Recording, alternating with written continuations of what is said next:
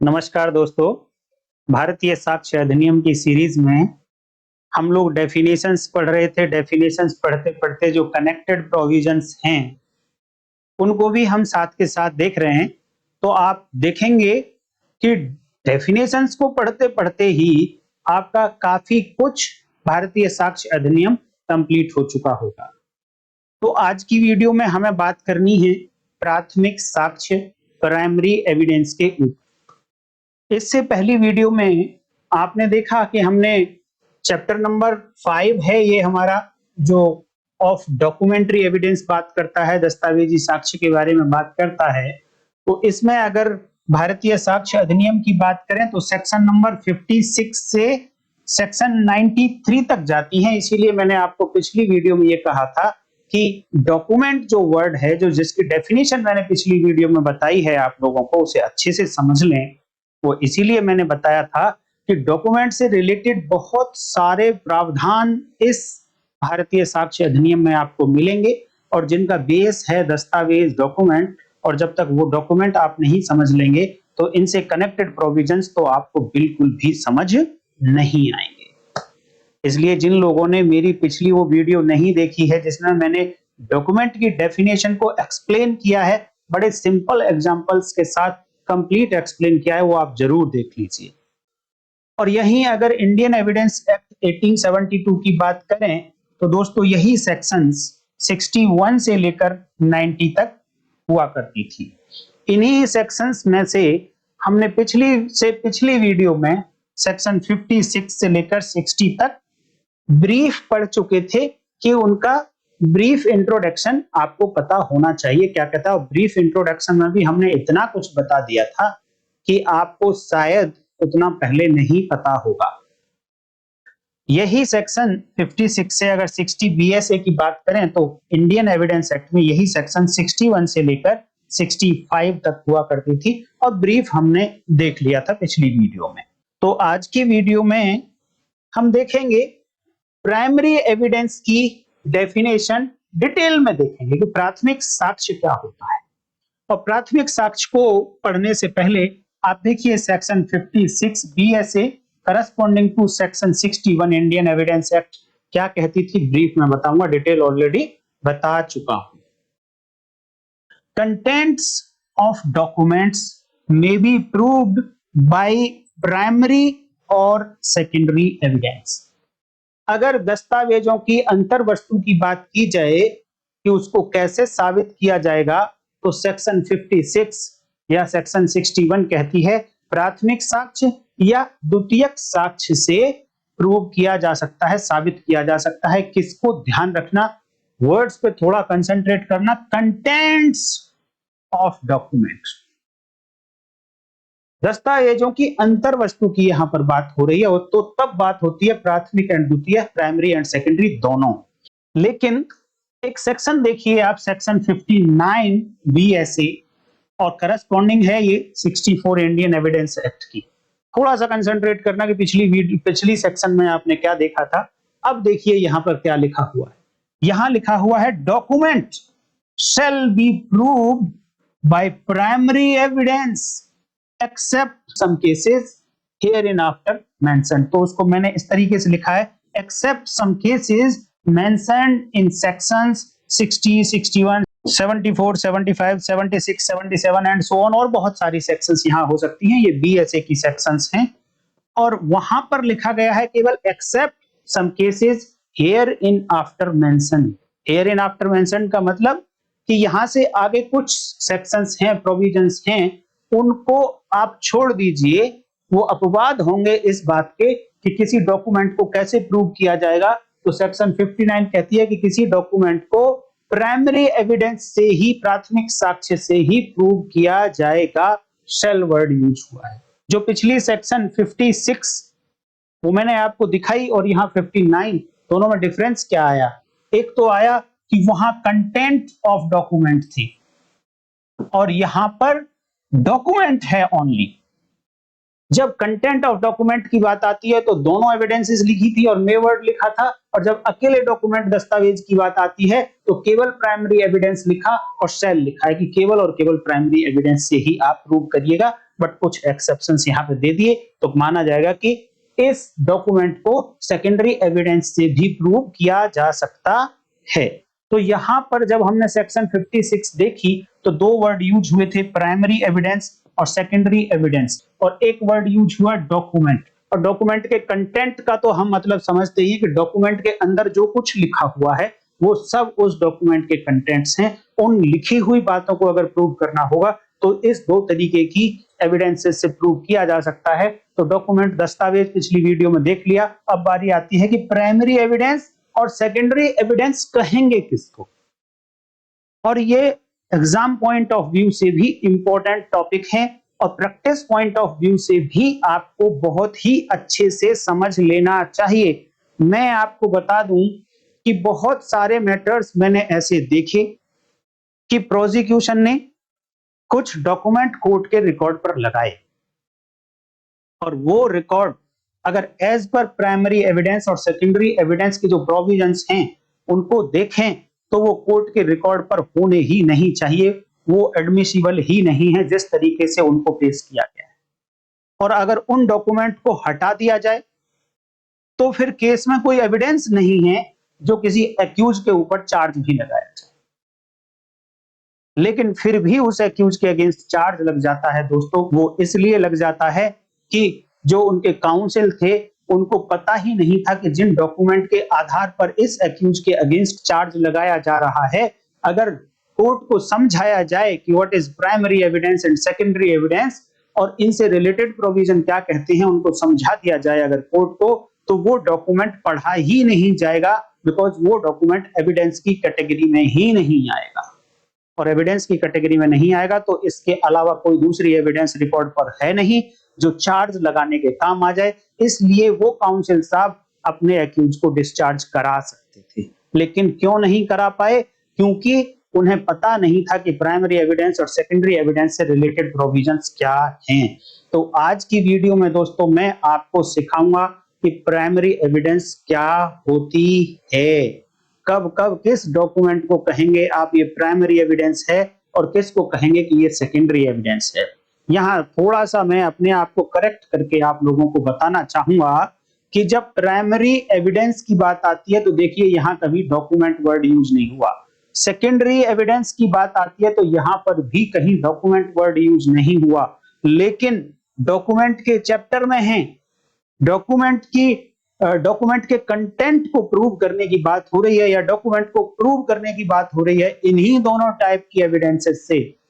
तो जनरली आपके माइंड में यही बात आनी चाहिए, आंसर भी यही सही होगा कि ये डॉक्यूमेंट्स के ही, डॉक्यूमेंट्री एविडेंस के ही दो टाइप, डॉक्यूमेंट्री एविडेंस के ही दो टाइप, लेकिन ये 100% सच नहीं है बात। हाँ, 99.5% बिल्कुल ठीक है, बट 100% ये ठीक नहीं है। लेकिन हाँ, एक और बात, प्राइमरी एविडेंस के मामले में ये बिल्कुल 100% ठीक है, बट सेकेंडरी एविडेंस के मामले में ये 100% ठीक नहीं है। और क्यों नहीं है मैं धीरे धीरे आपको सब समझा दूंगा और ऐसा कॉन्सेप्ट क्लियर होगा दोस्तों आपका कि आप फ्यूचर में कभी भूलेंगे ही नहीं, क्योंकि मैं आपको हमेशा सिंपल एग्जांपल्स देकर, प्रैक्टिकल एग्जांपल्स देकर, जिन एग्जांपल्स को आप लाइफ में रोज प्रैक्टिस करते हैं, रोज देखते हैं, उन एग्जांपल के थ्रू मैं आप लोगों को यहां समझाने की कोशिश करता हूं। तो आज की वीडियो में देखते हैं दोस्तों प्राइमरी एविडेंस की डेफिनेशन क्या कहती है। प्राइमरी एविडेंस की डेफिनेशन अगर आपसे पूछी जाए कि कौन सी सेक्शन में लिखी है तो आपका जवाब होना चाहिए सेक्शन 57 भारतीय साक्ष्य अधिनियम, और वहीं पर इंडियन एविडेंस एक्ट की बात की जाए तो सेक्शन 62 इंडियन एविडेंस एक्ट 1872 में लिखा गया प्राइमरी एविडेंस की डेफिनेशन, प्राथमिक साक्ष्य क्या होता है। तो लैंग्वेज देखिए क्या कहती है, प्राइमरी एविडेंस मींस, फिर से वही बात बताऊंगा कि जहां मींस आ जाएगा इट मींस ये एग्जॉस्टिव डेफिनेशन है, कंप्लीट डेफिनेशन है। कोर्ट जब इस डेफिनेशन की इंटरप्रिटेशन करेंगी तो ना कुछ अपनी तरफ से इसमें ऐड कर सकते हैं, ना ही इनमें लिखे हुए शब्दों को छोड़कर इंटरप्रिटेशन कर सकते हैं, बिकॉज ये एग्जॉस्टिव डेफिनेशन है, और एग्जॉस्टिव जब ही बनती है जब एक एक वर्ड को समझा जाएगा, इसलिए ना तो इसमें से कुछ छोड़ा जा सकता है ना ही इसमें कुछ जोड़ा जा सकता है। एग्जॉस्टिव का मतलब ये होता है। तो प्राइमरी एविडेंस प्राथमिक साक्ष्य से अभिप्रेत है। Primary evidence means the document itself. बस इतनी सी डेफिनेशन है प्राइमरी एविडेंस की। Primary evidence the document itself.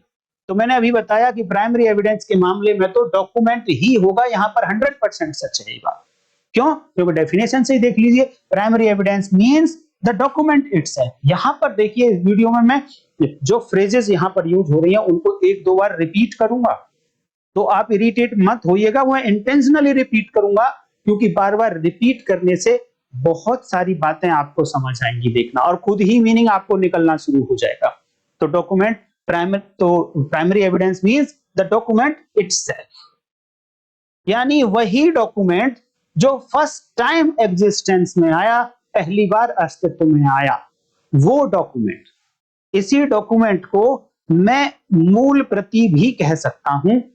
Primary evidence को मूल प्रति कह देना या डॉक्यूमेंट इटसेल्फ को मूल प्रति कह देना 99.99% तो ठीक है, बट 100% ठीक नहीं है, क्योंकि मैं आपको 100% पढ़ाना चाहता हूं। तो दोनों बातें आपको समझा रहा हूं मैं।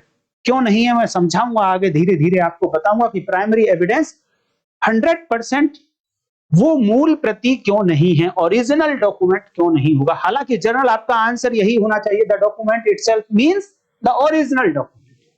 जब भी आपको डॉक्यूमेंट वर्ड कहीं भी भारतीय साक्ष्य अधिनियम में लिखा मिले, मोर देन 100 टाइम्स आपको मिलेगा, नियरली 200 टाइम्स लिखा हुआ। तो जब जब डॉक्यूमेंट आपको लिखा मिले, it means this is a original document, ये मूल प्रति है। यही माइंड में आपके आना चाहिए, कोई फोटोकॉपी की बात नहीं हो रही है। जहां डॉक्यूमेंट वर्ड लिखा वहां ओरिजिनल डॉक्यूमेंट है, द डॉक्यूमेंट इटसेल्फ। क्यों है मैं एग्जांपल्स के साथ आपको समझाऊंगा, धीरे धीरे सब कुछ समझाऊंगा जो मैं यहां पर आपको बोल रहा हूं।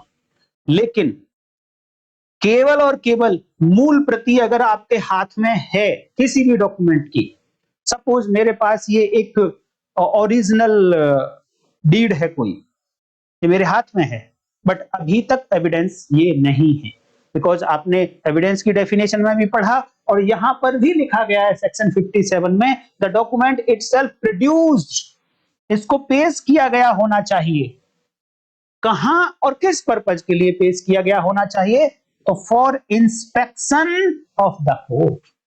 तो इस मूल प्रति को जो मेरे हाथ में थी अभी, जब मैं इसको कोर्ट के सामने पेश कर दूंगा, और क्या पर्पज होगा पेश करने के पीछे? कि कोर्ट इसको इंस्पेक्ट करे, इसका निरीक्षण करे। कौन करे? कोर्ट करे। कहां पेश किया? कोर्ट के सामने। अगर जहां आपने ये मूल प्रति पेश की वो कोर्ट नहीं थी, या कोर्ट थी, आपने ये मूल प्रति पेश की लेकिन वो इंस्पेक्शन के लिए नहीं थी, देन वो मूल प्रति, ये डॉक्यूमेंट ओरिजिनल प्राइमरी एविडेंस नहीं कहलाएगा। ये है डेफिनेशन सेक्शन 57 में लिखी हुई प्राथमिक साक्ष्य की, और उम्मीद करता हूं कि जो डेफिनेशन यहां लिखी गई है वो तो आप अच्छे से समझ गए होंगे, लेकिन इसको मैं और एक्सप्लेन करूंगा अभी आगे, एग्जांपल्स के साथ मैं आपको समझाऊंगा। अब हिंदी देख लीजिए, वैसे तो मैंने हिंदी में ही बताया है। प्राथमिक साक्ष्य से न्यायालयों के समक्ष निरीक्षण के लिए पेश किया गया दस्तावेज स्वयं अभिप्रेत है। अब इसके आगे, ये था main part of the definition, but इसके आगे अब भारतीय साक्ष्य अधिनियम की मैं बात करूं तो यहां पर 7 एक्सप्लेनेशंस दिए गए हैं, 7 एक्सप्लेनेशंस, 7 स्पष्टीकरण दिए गए।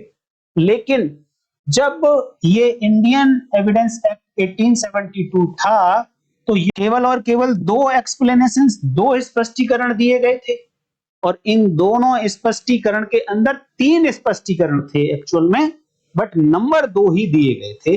पहले नंबर एक्सप्लेनेशन में 2 बातें उन्होंने लिख दी थी और दूसरे में केवल 1 बात, तो टोटल मिलाकर 3 एक्सप्लेनेशंस थे। बट अब भारतीय साक्ष्य अधिनियम में टोटल मिलाकर 7 एक्सप्लेनेशन, 7 स्पष्टीकरण हो गए हैं। टोटल 4 एक्सप्लेनेशंस नए ऐड किए गए हैं इस सेक्शन 57 बीएसए में। आपको पता होना चाहिए कि चेंज क्या आया है। पुराने इंडियन एविडेंस एक्ट 1872 के साथ में कंपैरिजन भी आपको आना चाहिए। मैंने कितनी जगह पर देखा है कि कंपैरिजन के आधार पर भी क्वेश्चन पूछे गए हैं, तो कंपैरिजन को भी आप मिस नहीं करेंगे। तो आज की वीडियो में मैं आपको जो पुराने कानून में एक्सप्लेनेशंस लिखे थे केवल उतने ही पढ़ाऊंगा। इसके पीछे का कारण है, इसके पीछे का कारण यह है कि जो नए एक्सप्लेनेशंस 4 स्पष्टीकरण नए ऐड किए गए हैं, ये सारे के सारे explanations digital record, electronic record से संबंधित है। तो आप ऐसे भी कह सकते हैं कि जो नए एक्सप्लेनेशंस का चेंज आया है सेक्शन नंबर 57 में, वो केवल और केवल इलेक्ट्रॉनिक एविडेंस से संबंधित है। तो इसके लिए मैं इससे आगे नेक्स्ट वीडियो में, अकेली वीडियो में वो चारों एक्सप्लेनेशंस पढ़ाऊंगा। आज की वीडियो में केवल और केवल वो 3 एक्सप्लेनेशंस जो पहले कानून में भी थे उनके ऊपर बात करेंगे। तो एक्सप्लेनेशन नंबर 1, स्पष्टीकरण नंबर 1 कहता है where a document is executed in several parts. देखिए ये जो यहां पर एक अभी छोटा सा सेंटेंस है, इसके अंदर 3 वर्ड्स पर आपको कंसंट्रेट करना है। भैया देखिए, आप वर्ड्स पर कंसंट्रेट करना नहीं सीखेंगे तो आप कुछ भी नहीं सीख रहे हैं। आप एग्जाम पॉइंट ऑफ व्यू से रट के आप कर भी आएंगे, बट एक्चुअली में ज्ञान आप नहीं ले रहे हैं। इसलिए मैं बार बार आपसे रिक्वेस्ट करता हूं कि आप वर्ड्स पर कंसंट्रेट कीजिए। यहां पर वेयर अ डॉक्यूमेंट, पहली बात तो एक दस्तावेज है। क्या हुआ है उस दस्तावेज का? एग्जीक्यूटेड, उसका निष्पादन किया गया है। देखिए दस्तावेज को बनाना और दस्तावेज का निष्पादन करना, एग्जीक्यूट करना, उसको दोनों अलग अलग बातें हैं। आपने देखा होगा कि जब आप कोई एक एग्रीमेंट बनाते हैं, सपोज आप लोग ने देखा होगा कि रेंट एग्रीमेंट बनता है। आप लोग अगर रेंट पर रहे होंगे तब, या आप लैंडलॉर्ड होंगे तब, दोनों पोजीशन में आपने देखा होगा कि एक रेंट एग्रीमेंट बनता है। उसमें कुछ फैक्ट्स लिख दिए जाते हैं, कुछ टर्म्स एंड कंडीशंस लिख दी जाती हैं और फिर नीचे दोनों पार्टी साइन करती है।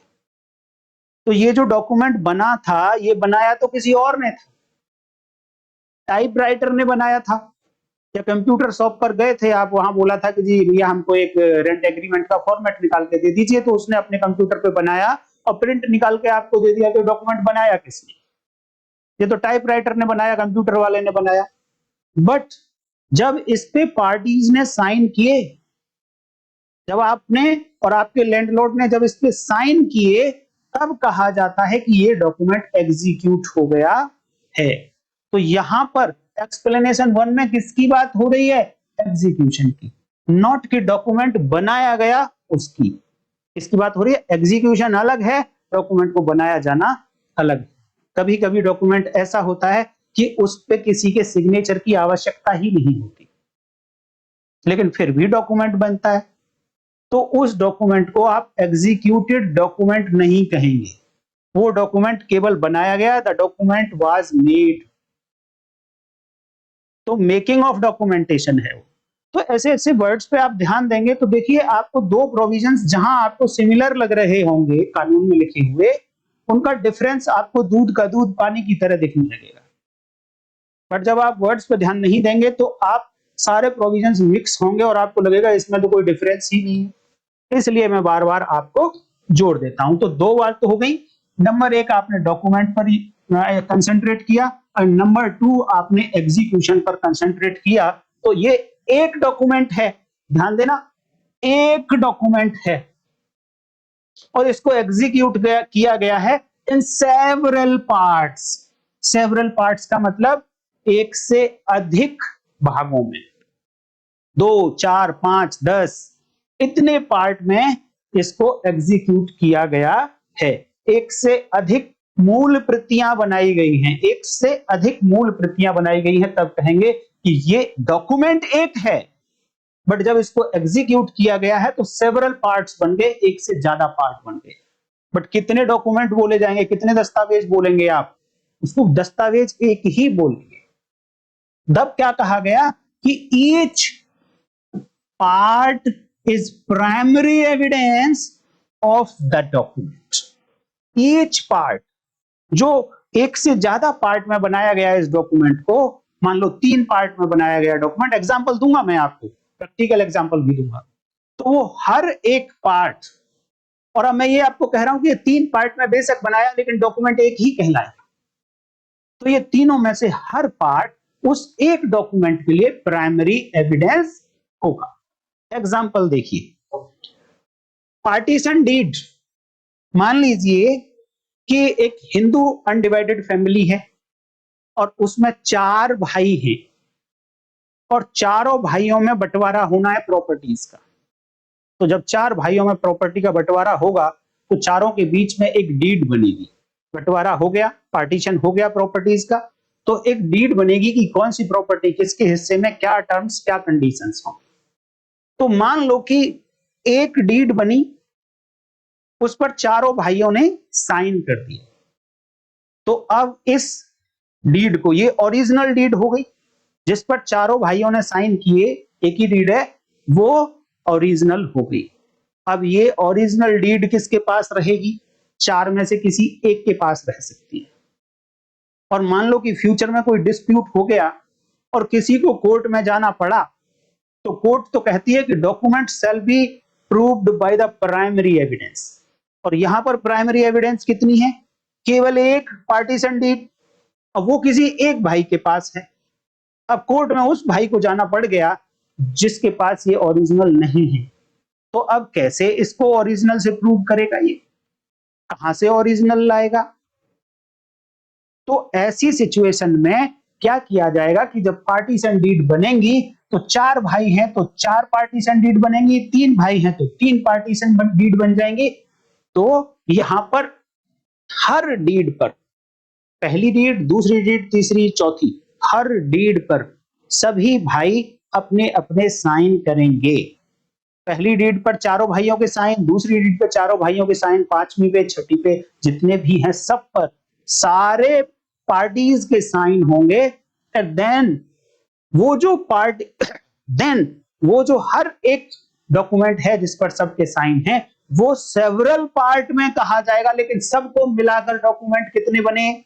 एक डॉक्यूमेंट। आप उसको 6 डॉक्यूमेंट मत कह दीजिएगा, क्योंकि आपने देखा कि डॉक्यूमेंट एक है। अ डॉक्यूमेंट इज एग्जीक्यूटेड, एग्जीक्यूटेड मतलब साइन वाला पार्ट, टाइप वो कहीं से भी करा के लाए हों, एग्जीक्यूटेड इन सेवरल पार्ट्स, एक से ज्यादा पार्ट में बनता है वो डॉक्यूमेंट, बट स्टिल एक डॉक्यूमेंट है। तो जब भैया 4 भाइयों ने वो पार्टीशन डीड बनी, 4, बेशक 4 हैं बट वो डॉक्यूमेंट एक है, और वो हर कॉपी एक एक भाई को मिल जाएगी, सबके पास ओरिजिनल कॉपी हो गई, सबके पास प्राइमरी एविडेंस हो गई। अब ये इस डॉक्यूमेंट के लिए हर भाई के पास प्राइमरी एविडेंस है, जब कोर्ट में वो जाएं तो अपना प्राइमरी एविडेंस पेश कर सकते हैं। तो ये था एक्सप्लेनेशन नंबर 1। एक और एग्जांपल दे देता हूं कि मान लो एक सेल डीड एग्जीक्यूट होती है, एग्जीक्यूशन जरूर आएगा एक्सप्लेनेशन 1 के लिए, और एग्जीक्यूशन का मतलब साइन करेगा कोई पार्टी। तो जब कोई सेल डीड एग्जीक्यूट होती है, कोई प्रॉपर्टी किसी एक पर्सन ने दूसरे पर्सन के लिए बेची, तो वहां पर बेचने वाला भी कहता है कि भाई एक सेल डीड तो मुझे चाहिए, और खरीदने वाले को तो चाहिए ही चाहिए, ओरिजिनल चाहिए दोनों को। तो दोनों क्या कहते हैं कि एक काम करते हैं कि हम ये जो सेल डीड है डुप्लीकेट में बना लेते हैं, 2 सेल डीड बना लेते हैं, दोनों पर ही ओरिजिनल साइन कर देंगे, और दोनों पार्टीज हम एक एक सेल डीड रख लेंगे। लेकिन ये सेल डीड कितने डॉक्यूमेंट कहलाएंगे, कितने दस्तावेज कहलाएंगे? केवल एक दस्तावेज कहलाएगा, और इसी दस्तावेज के लिए दोनों के पास जो सेल डीड रखी है वो सेल डीड प्राइमरी एविडेंस, प्राथमिक साक्ष्य कहलाएगी। अब बात करते हैं एक्सप्लेनेशन नंबर 2, और ये एक्सप्लेनेशन नंबर 2 भारतीय साक्ष्य अधिनियम में जो लिखा गया है, यही एक्सप्लेनेशन नंबर 1 का पार्ट 2 हुआ करता था इंडियन एविडेंस एक्ट 1872 में। फिर से वर्ड्स पर आप ध्यान देंगे, उम्मीद करता हूं कि इतना टाइम अब नहीं लगवाएंगे आप। Where a document is executed, यहां तक सेम इसका मतलब एक डॉक्यूमेंट उसको क्या किया गया, एग्जीक्यूट किया गया इन काउंटर पार्ट्स। तो एक ही डॉक्यूमेंट को किस तरीके से एग्जीक्यूट किया गया, काउंटर पार्ट। अब आगे बोला गया कि each counterpart is primary evidence as against the party executing it.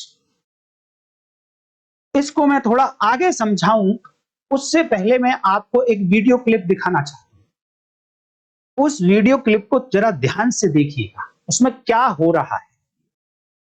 देखिए,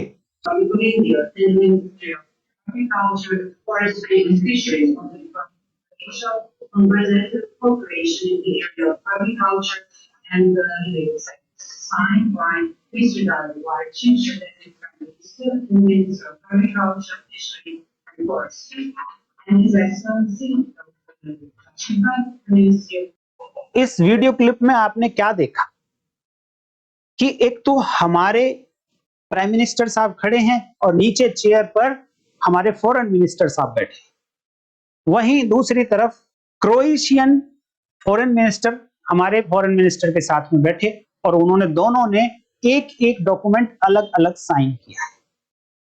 जब दो कंट्री कोई एग्रीमेंट साइन करती हैं तो जो कंट्रीज के रिप्रेजेंटेटिव होते हैं वो क्या करते हैं कि अपना अलग अलग एक एक डॉक्यूमेंट साइन करके एक दूसरे को हैंडओवर कर देते हैं। अब ये एक ही डॉक्यूमेंट है, डॉक्यूमेंट कितने हैं, एक, और वो डॉक्यूमेंट क्या है, दोनों कंट्रीज के बीच में एग्रीमेंट। लेकिन कितने पार्ट में एग्जीक्यूट हुआ ये डॉक्यूमेंट, इसके दो काउंटर पार्ट हैं। एक काउंटर पार्ट अपने अपने फॉरेन मिनिस्टर ने किया और दूसरा काउंटर पार्ट क्रोएशिया के फॉरेन मिनिस्टर ने किया। तो यहां पर जो हमने एग्जीक्यूट किया डॉक्यूमेंट, हमारे फॉरेन मिनिस्टर ने एग्जीक्यूट किया, ये डॉक्यूमेंट हमारे अगेंस्ट प्राइमरी एविडेंस की तरह यूज होगा और हमारे फेवर में सेकेंडरी एविडेंस की तरह यूज होगा। और वहीं जब क्रोएशिया के फॉरेन मिनिस्टर ने जब वो पार्ट साइन किया, काउंटर पार्ट, और हमें अगर उनके अगेंस्ट ये काउंटर पार्ट यूज करना है तो ये प्राइमरी एविडेंस की तरह यूज होगा, और अगर उनको अपने फेवर में यूज करना होगा तो वो सेकेंडरी एविडेंस की तरह यूज होगा। तो काउंटर पार्ट का मतलब आप समझ गए होंगे, डॉक्यूमेंट एक है, उसको एग्जीक्यूट किया गया, वो काउंटर पार्ट में किया गया, तो हर वो काउंटर पार्ट जिस पार्टी ने एग्जीक्यूट किया है उसी के अगेंस्ट यूज करना है, तो वो प्राइमरी एविडेंस कहलाएगा। एक्सप्लेनेशन नंबर 3 देखिए फिर से, where a number of documents are made. अब यहां पे क्या हो रहा है, number of documents are made, एक से अधिक डॉक्यूमेंट बनाए गए। बाय, कैसे बनाए गए, बाय वन यूनिफॉर्म प्रोसेस।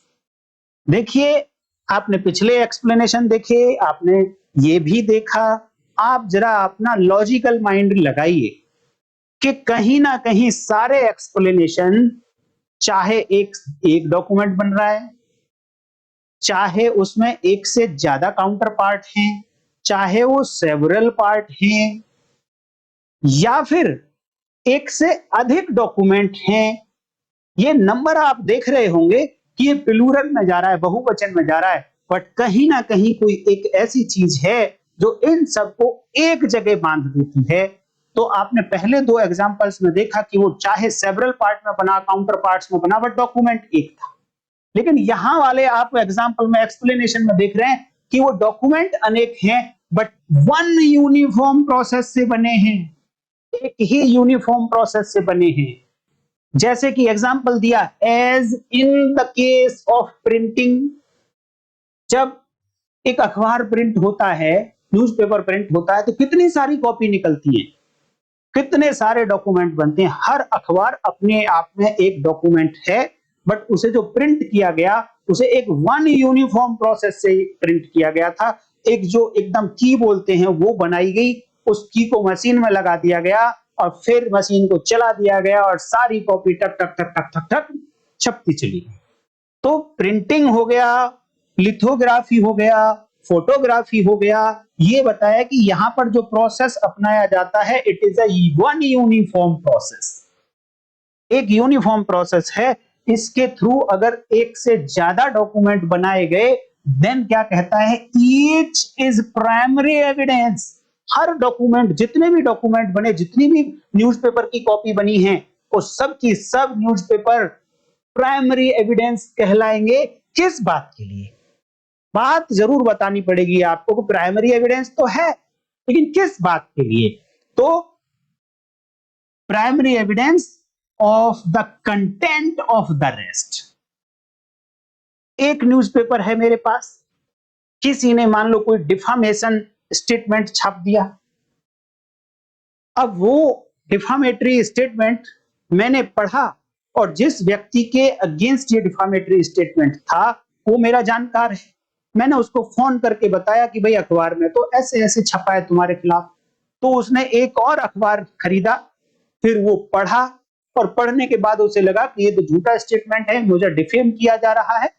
तो उसने एक डिफामेटरी सूट डाल दिया कोर्ट में उस व्यक्ति के अगेंस्ट जिसने ये इंफॉर्मेशन छापी है। अब देखिए, ये जो एक अखबार की कॉपी किसके पास? मेरे पास। एक अखबार की कॉपी किसके पास? मेरे दोस्त के पास, जिसका डिफामेशन हुआ, जिसने सूट डाला। तो अब उसको प्राइमरी एविडेंस कोर्ट में देनी है, तो वो कौन सा अखबार देगा, कौन सा न्यूज़पेपर देगा? जो उसके पास है उसी न्यूज़पेपर को कोर्ट में रख देगा। और ये एक्सप्लेनेशन बताता है कि वो जो दूसरा अखबार था, मेरे पढ़े हुए अखबार जो मेरे पास है, उस अखबार के कंटेंट को प्रूव करने के लिए प्राइमरी एविडेंस कहलाएगा। अब कोर्ट ये नहीं कहेगी कि भाई तुम्हारा डिफामेशन तो वो संजीव सिकरवार ने जब पढ़ा तब हुआ, तो वो अखबार लेके आइए जो संजीव सिकरवार ने पढ़ा है। नहीं, क्योंकि संजीव सिकरवार का न्यूज़पेपर और वो जो मेरे दोस्त के पास न्यूज़पेपर है, दोनों एक यूनिफॉर्म प्रोसेस से बने हुए हैं, एक्सप्लेनेशन नंबर 3 में आते हैं। और इसीलिए हर कॉपी दूसरे अखबार में लिखे गए कंटेंट्स को प्रूव करने के लिए प्राइमरी एविडेंस, प्राथमिक साक्ष्य कहलाएगा। ये बात यहां पर कही गई है। बट यहां पर इसका एक एक्सेप्शन है। वो एक्सेप्शन नहीं है बल्कि और एक्सप्लेनेशन है कि कहीं कोई कंफ्यूजन ना हो जाए। बट उन्होंने कहा where they are all copies, where they are all copies of a common original, of a common original, they are not primary evidence of the content of the original। मान लीजिए कि यहीं पे एक अखबार है, ये अपने आप में एक ओरिजिनल कॉपी है, प्राइमरी एविडेंस है। अब इस एक ओरिजिनल अखबार से कई सारी फोटोकॉपीज कर ली गई। देन आप उस सिचुएशन में उन सारी कॉपीज को ये नहीं कह सकते कि वो कॉपीज प्राइमरी एविडेंस होंगी इस ओरिजिनल की जिससे ये कॉपी की गई है। नहीं, ऐसा नहीं होगा। ये फर्दर एक्सप्लेन कर दिया गया है इसमें। हालांकि यही बातें जब आप सेकेंडरी एविडेंस में, द्वितीयक साक्ष्य में पढ़ेंगे तो इसको थोड़ा याद रखना, तो आपको लगेगा कि हाँ, ये बातें वहां कहीं ना कहीं कनेक्टेड है। तो देखिए, यहां पर एक्सप्लेनेशन नंबर 3 भी आपको समझ आ गया होगा। एक और एग्जांपल, क्लासिकल एग्जांपल आपको देता हूं मैं। जब हम छोटे थे और जब मैं ट्यूशन पढ़ाया करता था तो एक से ज्यादा बच्चे होते थे, तो हर बच्चे को कॉपी चाहिए होती थी जो मैं लिख के पढ़ा रहा होता। तो पुराने जमाने में तो ये बोर्ड और फोटोकॉपी थी नहीं जब हम ये पढ़ाते थे बच्चों को। तो हम क्या करते थे कि व्हाइट पेपर के बीच में कार्बन कॉपी लगा दिया करते थे। अगर बच्चे 4 हैं तो मैं 3 कार्बन कॉपी लगा दिया, कार्बन लगा दिया करता था और 4 कॉपी बन जाती थी। उसमें एक तो पेन से लिखी हुई होती थी और बाकी 3 कॉपीज कार्बन कॉपी हुआ करती थी। अब हर एक बच्चे को एक एक कॉपी दे दी, तो अब उस बच्चे के पास जो कॉपी है वो हर कॉपी प्राइमरी एविडेंस कहलाएगी। ये नहीं कहा जा सकता कि ये तो कार्बन कॉपी है ये मूल प्रति नहीं है, ये प्राइमरी एविडेंस प्राथमिक साक्ष्य नहीं है, तो द्वितीयक साक्ष्य है, ऐसा नहीं कहा जा सकता। क्यों? क्योंकि वो जब जिस समय मैंने ऊपर वाले पेज पे लिखा, उसी के साथ एक यूनिफॉर्म प्रोसेस से ही सारी कॉपी बनी नीचे की। तो जब कोई एक डॉक्यूमेंट एक यूनिफॉर्म प्रोसेस से कई कॉपीज में बन जाएगा, तो वो हर कॉपी प्राइमरी एविडेंस कहलाएगी for the purpose of proving the content of each document.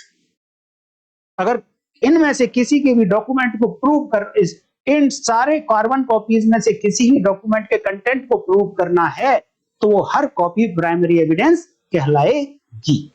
देखिए, इस एक्सप्लेनेशन में कुछ वर्ड्स यूज हुए हैं, उनका कंपैरिजन मैं पिछले एक्सप्लेनेशन से दिखाऊंगा, जहां पर मैंने कुछ वर्ड्स पर जोर दिया था। जब एक्सप्लेनेशन नंबर 2 और 1 पढ़ाए थे, तो उसमें मैंने एक वर्ड था एग्जीक्यूटेड, निष्पादन, इस पर जोर दिया था। एक्सप्लेनेशन नंबर 2 और 1 में एग्जीक्यूशन हो रहा था डॉक्यूमेंट का, वहां साइन हो रहे थे कहीं ना कहीं।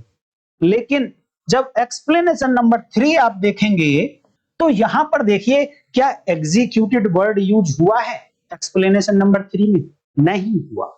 मैंने एग्जांपल के साथ एक्सप्लेनेशन से आपको समझाया था कि डॉक्यूमेंट यहां पर मेड हो रहा है, यहां पर डॉक्यूमेंट बनाया जा रहा है, एग्जीक्यूट नहीं हो रहा है। तो इस वाले एक्सप्लेनेशन में वो सभी डॉक्यूमेंट भी आ जाएंगे जिन पर साइन होने हैं पार्टीज के, और वो डॉक्यूमेंट भी आ जाएंगे जिन पर पार्टीज के साइन नहीं भी होने हैं, जैसा कि न्यूज़पेपर मैंने आपको बताया। तो यहां पर एक डॉक्यूमेंट मेड है, बनाया गया है, बट पहले दो एक्सप्लेनेशंस में डॉक्यूमेंट एग्जीक्यूट किया गया था, निष्पादित किया गया था। और निष्पादन के लिए आप माइंड सेट कर लो अपना कि सिग्नेचर चाहिए। जब आप डॉक्यूमेंट पढ़ते हैं, तो डॉक्यूमेंट को वहां पर बनाया जाता है, डॉक्यूमेंट को निष्पादित किया जाता है, या डॉक्यूमेंट को अटेस्ट किया जाता है विटनेसेस के द्वारा। ये 3 पार्ट हैं अलग अलग।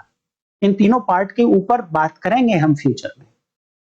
तो दोस्तों, मैं उम्मीद करता हूं कि प्राइमरी एविडेंस, प्राथमिक साक्ष्य जितना पुराने एक्ट में लिखा था, उतना तो आपको समझ आ गया होगा।